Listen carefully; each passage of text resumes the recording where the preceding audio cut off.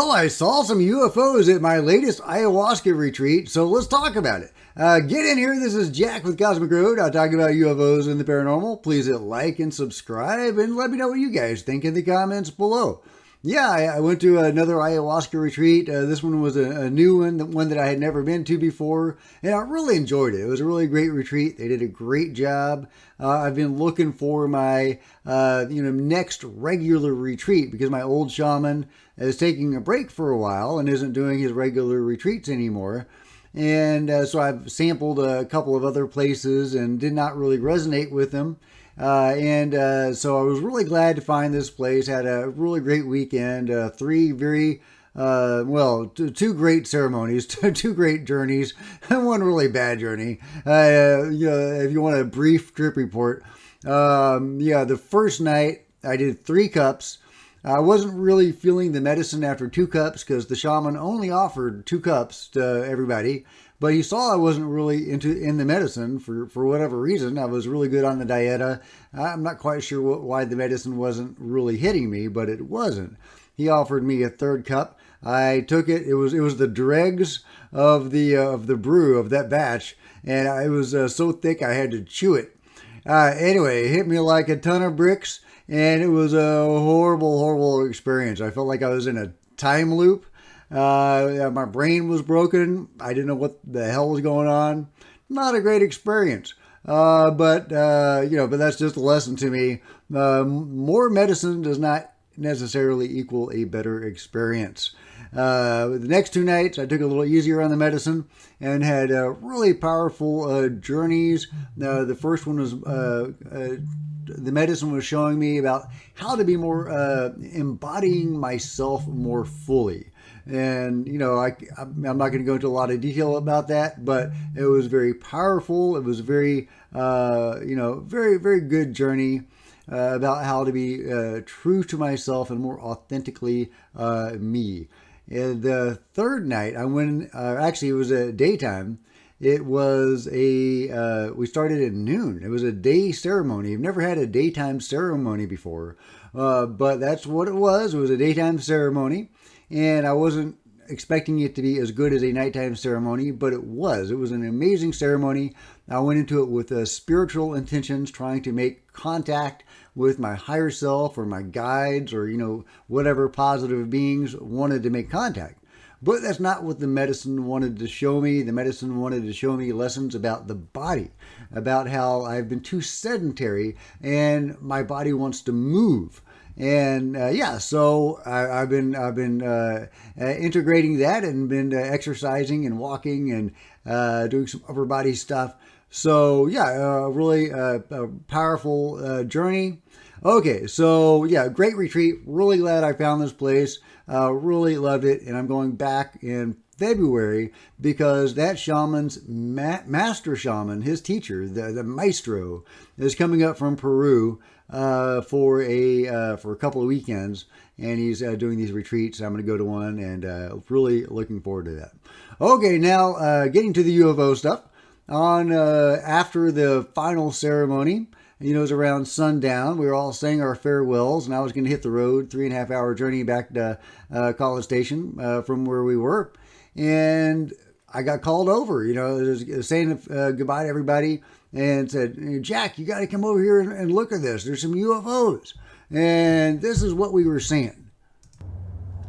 We were seeing these lights in the sky. Look at that. That's moving. That is not a star. Okay, and there's more. Here's a slightly longer video where you can see these objects, or, a few of them. Apparently there were 4 at one point. When I got there, there were 2 or 3. Okay. So this is what they were seeing before I got there. When I got there, they were, about the same, I guess. But immediately I start doing CE5. I say, hey, well, let's send our love and our desire for fellowship in contact at these objects, and let's see if we can get them to interact. And so we did. Me and my new buddy Kale were sending these messages at the beings, at the occupants of these UFOs. And I said, if you want to interact with us, can you pulse really brightly? And okay, so let's see. There was one really bright one there, and one over here, and about over there. So I asked them to pulse really brightly, and instead, the one over here went off. It just shut off. It just went out of existence, just winked out. Oh, it was so funny. Me and Kale just laughed and looked at each other in amazement.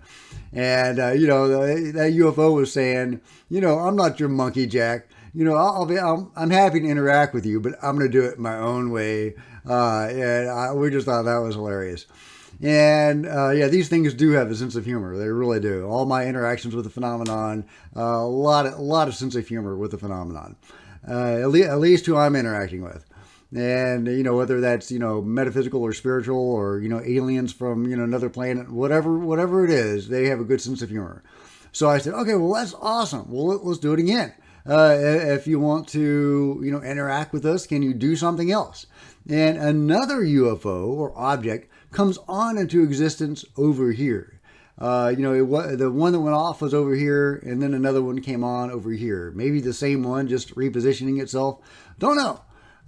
So that was really cool. That was a cool experience. And then Kale started showing me his own videos, these videos that I'm showing you now that he sent me. And I it didn't even occur to me to grab the camera. I know, right? I know, but I was more interested in interacting with him. And so I started filming, and I just got this, these objects, but they weren't even moving in my video. They're just stationary, and I tried to interact with them on camera. They didn't want to interact on camera. Now, plenty of people have interactions on camera, so I don't know why they weren't interacting with me at that time, but they weren't on camera. But off camera, they were interactive, and they were even pretty funny. This is a UFO video that's been making the rounds, and I wonder if what I saw was something similar to this, but just from a different angle. Some people have been trying to debunk this as, planes coming in for a landing. And who knows, but, I've been in a lot of planes and have seen what planes look like from a plane, and they don't look like that. And they don't, they wouldn't appear so many altogether like that, looking like that, I don't think. Either way, it looks very similar to what I saw.